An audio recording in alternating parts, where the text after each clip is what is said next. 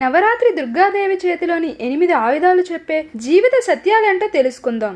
హిందూ పురాణాల ప్రకారం దుర్గాదేవి చేతిలో ఉన్న ప్రతి ఆయుధం వెనుక ఒక పరమార్థం ఉంది. వీటి నుంచి మనం అనేక జీవిత పాఠాలను నేర్చుకోవాలి. ఆ విశేషాలేంటో ఇప్పుడు తెలుసుకుందాం. హిందూ మతంలో నవరాత్రులకు ఎంతో ప్రాముఖ్యత ఉంది.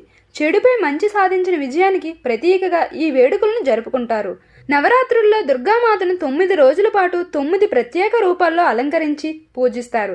అనంతరం దశమి రోజున విజయదశమి పండుగను దేశవ్యాప్తంగా అంగరంగ వైభవంగా జరుపుకుంటారు. ఈ నేపథ్యంలో అక్టోబర్ 3వ తేదీ నుంచి నవరాత్రులు ప్రారంభం కానున్నాయి. అక్టోబర్ 12న ముగియున్నాయి. ఇదిలా ఉండగా హిందూ మతంలో దుర్గాదేవిని అత్యంత శక్తివంతమైన దేవతగా పరిగణిస్తారు.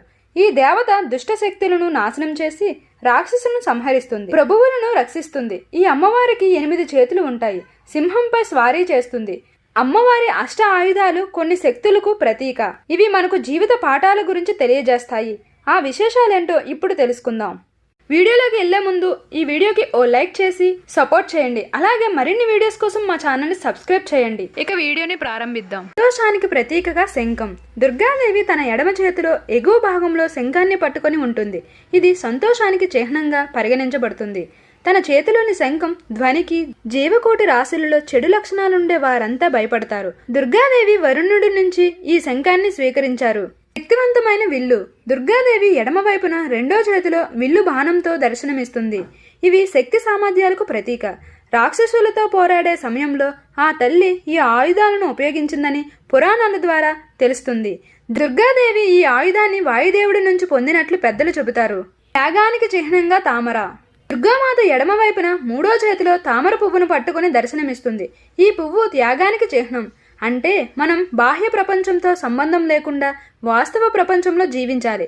బురదలో వికసించిన తామర పువ్వుల మనుషులందరూ కలిసిమెలిసి జీవించాలని, తమ గుణాలను పెంచుకోవాలని, మోహం అత్యాశకు దూరంగా ఉండాలని చెబుతుంది. త్రిశూలం.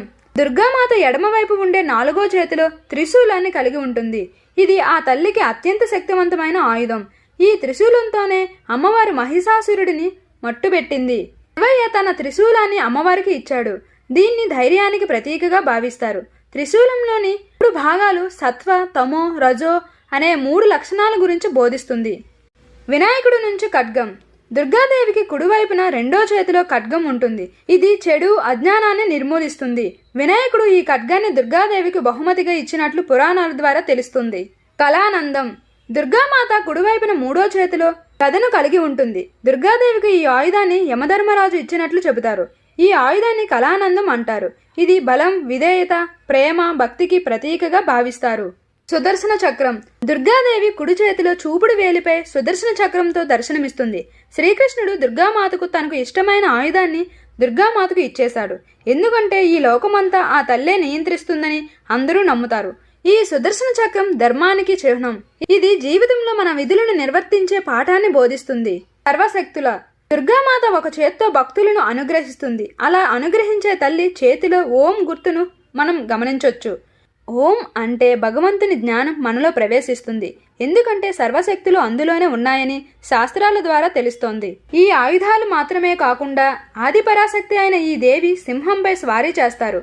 క్రూరత్వం, హింసాత్మక ఘటనలకు సింహాన్ని ప్రతీకగా భావిస్తారు. అలాంటి సింహంపై స్వారీ చేయడం వల్ల దూకుడు, ఇతర ధోరణులను నియంత్రించే శక్తి తనకు ఉందని అందరికీ తెలియజేస్తారు. ఈ వీడియో నచ్చితే జస్ట్ లైక్ చేసి సపోర్ట్ చేయండి. అండ్ అలాగే మరిన్ని వీడియోస్ కోసం మా ఛానల్ని సబ్స్క్రైబ్ చేయండి. Thanks for watching.